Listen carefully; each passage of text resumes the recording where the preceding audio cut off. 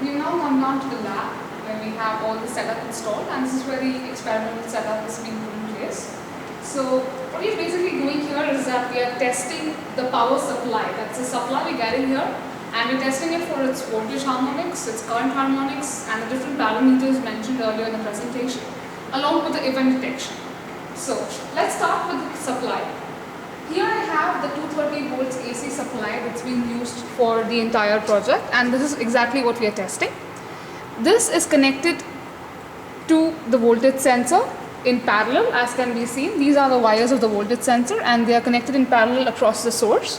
And we also have a current sensor here that's used for the sensing of the current, and this is connected in series with the load.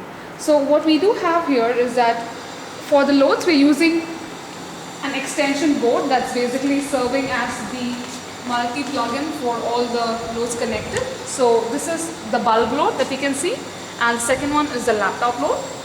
So this connection that we see below is the load connection, and that is being sent through the current sensor, and this is what is being tapped. So we have the current sensor connected in series with the supply and the voltage sensor in parallel. Now also, the values that actually go into the laptop are basically the voltage values, and these voltages are tapped across resistors. And for the voltage sensor, we have a 180 ohm resistor, as you can see here, and this is the resistor that we've used for sensing the voltage. This tapped voltage then goes on to the DAC card, and this voltage value is then taken in to the laptop through the Ethernet chassis. As I mentioned earlier, the CDAC 9184 is an Ethernet based chassis. So we're just transferring this over the LAN so that we can connect it onto the laptop. And similarly, for the current sensor, the voltage across this resistor is what's actually being taken in. And so at the end of it, we're finally using two voltages for powering up our system. And this is the voltage, as you can see. This is connected across to the DAC card, and that's taken in further by the DAC. This is the regulated DC power supply of 12 volts, and we've used this to excite the sensor, both the sensors, that's voltage and the current sensor. So this serves as an excitation for them.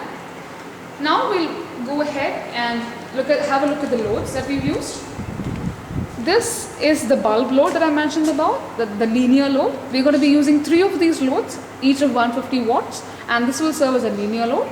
And for the non-linear load, we just used a 65 watts laptop load, and we'll be testing our setup for a combination of these loads.